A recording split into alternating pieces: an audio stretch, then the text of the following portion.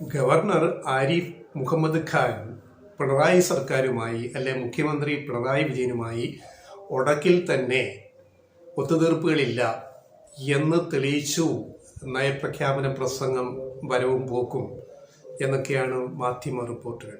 ആയിക്കോട്ടെ, അദ്ദേഹത്തിന് അനിഷ്ടം എപ്പോഴും കാണിച്ചുകൊണ്ടിരിക്കുന്നുണ്ടല്ലോ. പക്ഷേ നിയമപരമായിട്ട് ഭരണഘടനാ ബാധ്യത അദ്ദേഹം നിർവഹിച്ചു പോയി. ലാസ്റ്റ് പാരഗ്രാഫ് മാത്രമല്ല, നയപ്രഖ്യാപന പ്രസംഗത്തിലെ ഒരു വാക്ക് മാത്രം ഉച്ചരിച്ചാൽ തന്നെ അത് അംഗീകരിച്ചു നിയമസഭ, അത് റെക്കോർഡിലായി എന്നാണ് നടപടിക്രമം ചട്ടം അനുശാസിക്കുന്നത്. അത് ഗവർണർ ആരിഫ് മുഹമ്മദ് ഖാനും നന്നായിട്ട് അറിയാം. വന്നില്ലെങ്കിൽ, പ്രഖ്യാപനം നടത്തിയില്ലെങ്കിൽ അത് വേറെ ഭരണഘടനാ ലംഘനം വരുമെന്നറിയാം. അതുകൊണ്ട് അദ്ദേഹം വന്നു, നിയമസഭാ ഹാളിൽ വന്നു. പതിവ് പോലെ മുഖ്യമന്ത്രി പിണറായി വിജയനും സ്പീക്കർ ഷംസീറും ചേർന്ന് സ്വീകരിച്ചു. പൂച്ചെണ്ട് നൽകി പിണറായി വിജയൻ സ്വീകരിച്ചു. മുഖ്യമന്ത്രി അത് വാങ്ങി. പക്ഷേ തിരിച്ചൊരു ചിരിയോ ഒരു ഹാൻഡ് ഷേക്കോ ഒരു ഹസ്തദാനമോ ഒരു ചിരിയോ ഒന്നും ഇല്ലാതെ നേരെ വാണം വിട്ട പോലെ അകത്തേക്ക് പോകുന്നു. അദ്ദേഹം സ്പീക്കറുടെ ചേംബറിൽ ചെല്ലുന്നു. പെട്ടെന്ന് അതിലെ ഒരു ലാസ്റ്റ് പാരഗ്രാഫ് ആമുഖം പറഞ്ഞിട്ട് വായിക്കുന്നു. ഇതാ ഇറങ്ങിപ്പോകുന്നു. സാധാരണഗതിയിൽ ഈ പ്രതിപക്ഷ ബെഞ്ചുകളിലേക്ക് നോക്കി ഒന്ന് ഇങ്ങനെ വിഷ് ചെയ്യും ഗവർണർ തിരിച്ചു പോകുമ്പോഴേ, ദേശീയഗാനമൊക്കെ ചൊല്ലിക്കഴിഞ്ഞ് പോകുമ്പോഴേ. ഇവിടെ അതുപോലും ഉണ്ടായില്ല.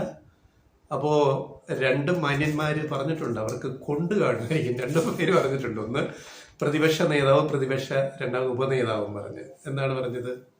പിന്നെ ഗവർണർ സഭയെ അവഹേളിച്ചെന്ന് VD സതീശൻ. ഏതാണ്ട് പുതിയ കാര്യമാണ്. എത്രയോ നാളുകളായിട്ട് കേരള ഗവൺമെന്റിനെയും ഈ പറയുന്ന ഓരോരോ കാര്യങ്ങളിൽ കേരള ഗവൺമെന്റിനെയൊക്കെ എങ്ങനെ ബുദ്ധിമുട്ടിക്കുന്ന ഒരു ഗവർണറാണ് ഇവിടെ ഇരിക്കുന്നത്. എന്നിട്ട് അയാളെ ഇത്രയും നാളെ സപ്പോർട്ട് ചെയ്തിട്ട് ഇപ്പോൾ ഞങ്ങളെ നോക്കി വിഷ് ചെയ്തില്ല എന്ന് കണ്ടപ്പോൾ ഒരു ചൊറിച്ചിൽ വന്നപ്പോൾ VD സതീശൻ പറഞ്ഞിരിക്കുകയാണ്, പ്രതിപക്ഷ നേതാവ് നിയമസഭയെ അവഹേളിച്ചു എന്ന്. ആണല്ലോ, എന്താ തർക്കം? പിന്നെ PK കുഞ്ഞാലിക്കുട്ടി പറഞ്ഞത് വാണം വന്ന പോലെ വാണം വിട്ടുപോയി എന്നാണ്. ഞങ്ങൾ വണങ്ങാൻ നോക്കിയപ്പോൾ വാണം പോലെ വന്നങ്ങ് പോയി, ഞങ്ങളെ മൈൻഡ് ചെയ്തില്ല എന്നാണ് PK കുഞ്ഞാലിക്കുട്ടി ലീഗിൻ്റെ നേതാവ് പറഞ്ഞത്. ഈ രണ്ട് പ്രതിപക്ഷ പ്രധാന കക്ഷികളുടെ ഈ രണ്ട് നേതാക്കൾ നിയമസഭയിൽ ഈ പ്രതികരിച്ചതിനോട് ഇപ്പോൾ ഏറെക്കുറെ കാര്യങ്ങൾ ബോധ്യമായില്ല. പിന്നെ ഈ അല്പന്മാർ ഏത് പദവിയിൽ കയറിയിരുന്നാലും അല്പത്തരം കാണിക്കും, സ്വാഭാവികം. അതിന് മറ്റുള്ളവർ എന്ത് ചെയ്യാൻ പറ്റും? ഇവിടെ ആരാ ചെറുതായത്? വീണ്ടും മുഖ്യമന്ത്രി പിണറായി വിജയനാണോ? അദ്ദേഹം കസ്റ്റമറി കൺവെൻഷൻ അനുസരിച്ച് പൂച്ചെണ്ട് നൽകി അദ്ദേഹത്തെ സ്വീകരിച്ചു. വിഷ് ചെയ്യാൻ നോക്കി, ഷെയ്ക്ക് ഹാൻഡ് കൊടുക്കാൻ ആഗ്രഹിച്ചു, നടന്നില്ല. അല്പൻ ഏത് പദവിയിലിരുന്നാലും അല്പത്തരം കാണിക്കും. അതിനെ അങ്ങനെ കണ്ടാൽ മതി. അവിടെ ആരാ ചെറുതായി ചുരുങ്ങിപ്പോകുന്നത്? ആ കാണിക്കുന്ന ആളാണ്, അല്ലാതെ ഇപ്പുറത്ത് നിൽക്കുന്ന അതിഥിയല്ല, അല്ലെ ആതിഥേയനല്ല.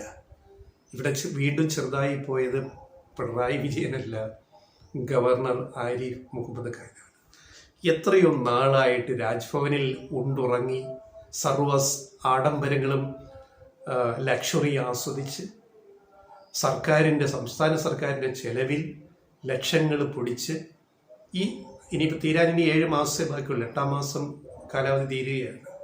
ഈ 4 വർഷം ആഘോഷിച്ച് നല്ല ഒന്നാന്തരം വിശ്രമ ജീവിതം നയിച്ചിട്ട് ഈ ഗവൺമെന്റിനെയും എത്രമാത്രം ശ്വാസം മുട്ടിച്ച ഒരാളാണ് ഈ ഗവർണർ. നമ്മൾ ആലോചിക്കണം ഓരോരോ സംഭവങ്ങൾ. എന്തൊക്കെയോ നേടിയെടുക്കാൻ വേണ്ടി, BJPയെ തൃപ്തിപ്പെടുത്താൻ വേണ്ടി, സംഘപരിവാറിനെ തൃപ്തിപ്പെടുത്താൻ വേണ്ടി, പ്രധാനമന്ത്രി നരേന്ദ്രമോദിയെ തൃപ്തിപ്പെടുത്താൻ വേണ്ടി ഇവിടെ എന്തൊക്കെ കോമാളിത്തരങ്ങളാണ് ഈ മനുഷ്യൻ കാണിച്ചു വെച്ചത്. അവിടെയൊക്കെ ആരാ തോറ്റുപോയത്? ഈ ഗവൺമെന്റാണ് തോറ്റുപോയത്. അങ്ങേര് തന്നെയാണ്, ഗവർണർ തന്നെയാണ് തോറ്റുപോയത്.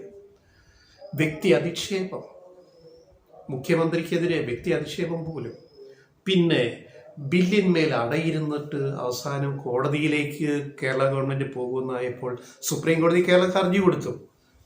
ആ ലെവലായപ്പോഴത്തേനും പെട്ടെന്ന് പിടിച്ചു വെച്ച 8 ബില്ലുകൾ ഒരെണ്ണം പാസ്സാക്കി ബാക്കി മുഴുവൻ രാഷ്ട്രപതിക്ക് അയച്ചു കൊടുത്ത വിദ്വാനാണ് ഇങ്ങേര്.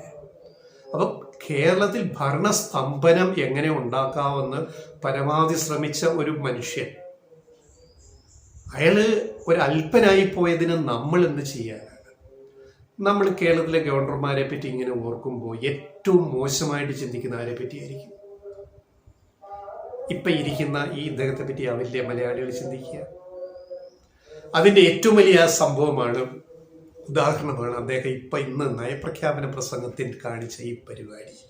ഇതിന് പെറ്റിനെസ് എന്ന് പറയും. പെറ്റിനെസ് മലയാളത്തിൽ ചെറ്റത്തരം എന്ന് പറയും. ചെറ്റ എപ്പോഴും ചെറ്റത്തരം തന്നെ കാണിച്ചുകൊണ്ടേയിരിക്കും. സ്ഥാനമാനങ്ങൾക്ക് വേണ്ടി ആരെയും അവഹേളിക്കും, അപമാനിക്കും. ഇത്തിരി ഇത് കിട്ടാൻ വേണ്ടി, നേട്ടം കിട്ടാൻ വേണ്ടി. അത് ഓരോരുത്തരുടെ വ്യക്തിപരമായ സ്വഭാവമാണ്. നമുക്കതിനകത്തൊന്നും ചെയ്യാൻ പറ്റത്തില്ല. ഇവിടെ നമുക്കിപ്പോൾ പറയാവുന്നത്, ഇതൊരു മഹാസംഭവമായിട്ട്, ഭയങ്കര സംഭവമായിട്ട് തോന്നിയത് ഒരൊറ്റ ആൾക്ക്, ഒരു ഗ്രൂപ്പിന് മാത്രമേ ഉള്ളൂ, മാപ്രകൾക്ക്. കേരളത്തിലെ ജനങ്ങൾക്ക് ഇത് നന്നായിട്ട് തോന്നിയോ? ഈ ദൃശ്യങ്ങൾ കാണുന്ന ജനങ്ങൾക്ക്, ഈ റിപ്പോർട്ട് വായിക്കുന്ന കേരളത്തിലെ നമ്മുടെ മലയാളികൾക്ക് ഈ ഗവർണർ എന്തൊരു മനുഷ്യനാണ്, ഇയാൾ എന്തൊരു ചെറ്റയാണ്, ഇയാൾ എന്തൊരു അല്പത്തരവ കാണിച്ചതെന്നല്ലേ വിചാരിക്കുള്ളൂ. പക്ഷെ മാപ്രകൾക്ക് ഇത് ഭയങ്കര സംഭവമാണ്. മാപ്രകൾക്ക് അത് മാപ്രകൾക്ക് മാത്രമേ അങ്ങനെ തോന്നുള്ളൂ. കാരണം മാപ്ര ഇതേപോലെ വേറൊരു പ്രത്യേക ജനുസാണ്. അതുകൊണ്ട് മാപ്രകൾ ഇത് ആഘോഷിക്കും. പിണറായി വിജയൻ സർക്കാരുമായി ആരിഫ് മുഹമ്മദ് ഖാൻ ഗവർണർ ഏറ്റുമുട്ടലിൽ വിട്ടുവീഴ്ചയില്ല. ഇനി വരാനിരിക്കുന്ന മാസങ്ങളിൽ എന്തും സംഭവിക്കും. മാപ്രകളുടെ സ്റ്റോറികൾ ഇങ്ങനെ 1 by 1 ആയിട്ട് വന്നുകൊണ്ടിരിക്കും. നിങ്ങളാരാണെന്ന് നിങ്ങൾക്കറിയില്ല, ജനങ്ങൾക്കറിയാം. ഓരോരോ പ്രയോഗമുണ്ടല്ലോ. ഇത്തിരി പാനീയവും 2 കോഴിക്കാലും കിട്ടിയാൽ തീരുന്ന മാപ്രപ്പണിയേ ഈ നാട്ടിലുള്ളൂ എന്ന് ഞങ്ങളല്ല പറയുന്നത്, വേറെ പലരും പറയുന്നുണ്ട്. കോഴിക്കാലും പാനീയത്തിനും വേണ്ടി ഏതറ്റം വരെ എവിടെ പോയിരിക്കാനും ഒരു മടിയുമില്ലാത്ത കുറേ മാധ്യമ പ്രവർത്തകരെല്ലാം മാപ്രകൾ ഈ നാട്ടിലുണ്ട്. അത് ജനങ്ങൾക്കറിയാം. ഇപ്പം നിങ്ങളിനി ഗവർണറിനെ കുറിച്ച് എന്ത് മഹാത്മ്യം എഴുതിയാലും അത് ഓടില്ല. ഇപ്പൊ കുഴൽനാടനെ പറ്റി, ഇനി മാത്യു കുഴൽനാടനെ പറ്റി നിങ്ങൾ എന്ത് മഹാത്മ്യം എഴുതിയാലും ഓടില്ല. ഇന്നലെ നിങ്ങളെല്ലാം വിളിച്ച് ചിന്നക്കനാലിലെ റിസോർട്ടിൽ കൊണ്ടുപോയിട്ടെല്ലാം അതിലെല്ലാം കാണിച്ചു കൊടുത്തു മാത്യു കുഴൽനാടൻ. ഞാൻ മഹാവിശുദ്ധനാണ്, ഞാൻ ഗാന്ധിജിയേക്കാൾ വിശുദ്ധനാണ്, ഞാൻ വല്ലതും കയ്യേറിയോ? അവിടെ ഒരു സ്ലോപ്പായിട്ടുള്ള സ്ഥലമാണ്. അവിടെ പഴയൊരു കെട്ടിടിഞ്ഞു പോകാൻ നേരത്ത് അത് മണ്ണിന് ക്ഷതം സംഭവിക്കും. ഈ കെട്ടിടമൊക്കെ ഇരിക്കുന്നു. അവിടെ ഒരു സംരക്ഷണ ഭിത്തി കെട്ടിയതിനെയാണ് മതിൽ കെട്ടി എന്ന് പറഞ്ഞതെന്നാണ് പുള്ളി പറയുന്നത്. പുള്ളി ആദ്യം എന്താ പറഞ്ഞത്? മാത്യു കുഴൽനാടൻ ആദ്യ ദിവസം ഈ റവന്യൂ ഭൂമി തിരിച്ചുപിടിക്കാൻ തീരുമാനം കളക്ടർ എടുത്തപ്പോൾ എന്താ പറഞ്ഞത്? ഞാൻ അളന്നല്ല ഭൂമി വാങ്ങിയത്, അതിരില്ലായിരുന്നു. ഞാൻ ആ ഭൂമി ഒരു ആളിൽ നിന്ന് വാങ്ങി, അതിന് പൈസയും കൊടുത്തു, അളന്ന് തിരിച്ചില്ല. അതിന് ഞങ്ങൾ ഇന്നലെ ചെയ്ത സ്റ്റോറി പറയുന്നുണ്ട്. ഭൂമി അളന്ന് തിരിക്കാതെ വാങ്ങിയ ഏക മലയാളി വിശുദ്ധനാണ് മാത്യു കുഴൽനാടൻ എന്ന് ഞങ്ങൾ പറഞ്ഞതാണ്. പിന്നെ ഇന്നലെ ചിന്നക്കനാലിലേക്ക് ഈ മാധ്യമപ്പടയല്ല, മാപ്രകളെ എന്ന് പറഞ്ഞാൽ മാപ്രകളെ മുഴുവൻ അവിടെ എഴുന്നള്ളിച്ച് മാപ്രകൾ സുഖിപ്പിക്കുന്ന ചോദ്യങ്ങളൊക്കെ ചോദിച്ച് അദ്ദേഹം കാണിച്ചു കൊടുത്തതാ. ഒരു പഴയ സംരക്ഷണ ഭിത്തി ഇടിഞ്ഞപ്പോൾ ഞാനത് കെട്ടി, അത് ബലപ്പെടുത്തി കോൺക്രീറ്റ് കെട്ടിയത്. കല്ല് കെട്ടിയാൽ നിൽക്കില്ല, കരിങ്കല്ലുകൊണ്ട് നിൽക്കില്ല, ഗ്രാനൈറ്റ് കൊണ്ട്. അതുകൊണ്ട് അത് കോൺക്രീറ്റ് ചെയ്തു. എത്ര ലാഘവത്തോടെ പറയുന്നത്! കോൺക്രീറ്റ് കെട്ടി അളന്ന് ഇതിൽ ചെയ്തിട്ട് പറയുകയാണ് ഞാനൊരു സംരക്ഷണ ഭിത്തി മാത്രമേ കെട്ടുള്ളൂ. അതിനാണ് മതിൽ കെട്ടി എന്ന് പറയുന്നത്. ഈ മതിലും സംരക്ഷണ ഭിത്തിയും തമ്മിലുള്ള വ്യത്യാസം എന്താണ്? ഇത് കോൺക്രീറ്റ് മതിലാണ്. അതുകൊണ്ട് ഇതിനെല്ലാം മാപ്രകൾ താങ്ങാൻ നിൽക്കും. അതൊരു ജന്മം, ഇത് വേറൊരു ജന്മം. അപ്പൊ മാത്യു കുഴൽനാടിനെതിരെ ഇനി എന്ത് പറഞ്ഞാലും, ഇനി അനുകൂലിച്ച് മാപ്രകൾ എന്ത് പറഞ്ഞാലും ജനങ്ങൾക്കിപ്പോൾ ഒരു ബോധ്യം വന്നിട്ടുണ്ട്. അപ്പൊ ചോദിക്കും, ഈ കുഴൽനാടൻ മാത്രമേ ഈ സർക്കാർ ഭൂമി കയ്യേറിയിട്ടുള്ളൂ? വേറെ ആരും ഈ നാട്ടിൽ കയ്യേറിയിട്ടില്ലേ? ഉണ്ട്, ഇഷ്ടംപോലെ കയ്യേറ്റങ്ങളുണ്ട്. വൻകിട ജന്മികൾ മുതൽ വേറെ എത്രയോ പേര് സർക്കാർ പുറമ്പോക്ക് കയ്യേറി ഉപയോഗിക്കുന്നുണ്ട്, വീട് വെച്ച് താമസിക്കുന്നുണ്ട്, ഒക്കെ ഉണ്ട്. അവരെല്ലാം ഒഴിപ്പിക്കണ്ടേ? ഒഴിപ്പിക്കണം, തർക്കമില്ല, ഒഴിപ്പിക്കണം. എന്താ സംശയം? പക്ഷേ ഞാൻ കേരളത്തെ അഴിമതി വിമുക്തമാക്കാൻ ഇറങ്ങുന്ന രക്ഷകനാണെന്ന് പറഞ്ഞു വരുന്നവരോട് നിങ്ങളുടെ കൈകൾ ശുദ്ധമായിരിക്കണമെന്ന് പറയാനുള്ള യോഗ്യതയും മലയാളിക്കുണ്ട്. മറ്റുള്ളവർ പറയും ഞാൻ കയ്യേറി ജീവിക്കാൻ നിവൃത്തിയില്ല, ഇവിടെ വീട് വെച്ച് താമസിക്കുകയാണെന്ന് പറയുന്നതിന് അതൊരു നിഷ്കളങ്കതയുണ്ട്.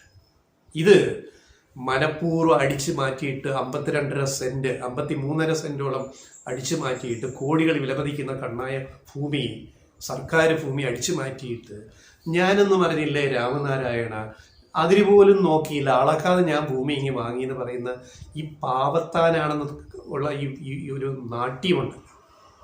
ആ നാട്യം ഈ നാട്ടിൽ ചെലവാകത്തില്ല. കയ്യേറ്റ ഭൂമി വേറെയും ഉണ്ട് ഈ നാട്ടിൽ, ഞങ്ങൾ തർക്കിക്കുന്നില്ലല്ലോ. അത് സർക്കാർ തിരിച്ചു പിടിക്കണം. ടാറ്റ ഉൾപ്പെടെ കയ്യേറിയിട്ടില്ലേ മൂന്നാറിൽ തോട്ടം, ഏലത്തോട്ടം? അത് തിരിച്ചു പിടിക്കണമെന്ന് നമ്മൾ എന്നും പറയുന്നതല്ലേ. ഹാരിസൺ കയ്യേറിയിട്ടില്ലേ, വൻകിടക്കാർ. പിന്നെ ജീവിക്കാൻ വേണ്ടി ഭൂമി കയ്യേറിയവരുണ്ട്, 5 സെന്റും 10 സെന്റും ഒക്കെ എടുത്തവരുണ്ട്. അവരാരും ഈ മറ്റേ വിശുദ്ധ വേഷം കെട്ടി ഇങ്ങോട്ട് അവതരിക്കാറില്ല. ടാറ്റയോ അല്ലെ ഹാരിസണോ അല്ലെ ഈ പാവങ്ങൾ കയ്യേറിയവരൊക്കെ. ഇത് ഞാനിപ്പോൾ ഈ നാടിനെ അഴിമതി വിരുദ്ധമാക്കും. പിണറായി സർക്കാർ മുഴുവൻ അഴിമതിയിൽ മുങ്ങിക്കുളിച്ചു. ഞാൻ ഒരു ഒരു ഒരു വിശുദ്ധ സമരം ചെയ്യാൻ പോവുകയാണെന്ന് പറഞ്ഞ് ഇറങ്ങുന്നവരെ തോണ്ടിയെടുത്തിട്ട് എക്സ്പോസ് ചെയ്യും. കാരണം പറയുന്ന വാക്കും പ്രവൃത്തിയും തമ്മിലൊരു ബന്ധം വേണം. ആ ബന്ധം ഇല്ലാണ്ട് വരുമ്പോൾ സ്വയം പരിഹാസ്യനാവും, സ്വയം എക്സ്പോസ്ഡ് ആവും. അതാണ് മാത്യു കുഴൽനാടൻ സംഭവിച്ചിരിക്കുന്നത്. അതാണ് നമ്മുടെ ഗവർണർ ആരിഫ് മുഹമ്മദ് ഖാൻ സംഭവിച്ചിരിക്കുന്നതാണ്. ഈ നാളെ വരുന്ന വിശുദ്ധ വേഷങ്ങൾക്കെല്ലാം സംഭവിക്കുന്നതൊക്കെ തന്നെയായിരിക്കും. അതിനകത്ത് യാതൊരു സംശയവും ഞങ്ങൾക്കില്ല.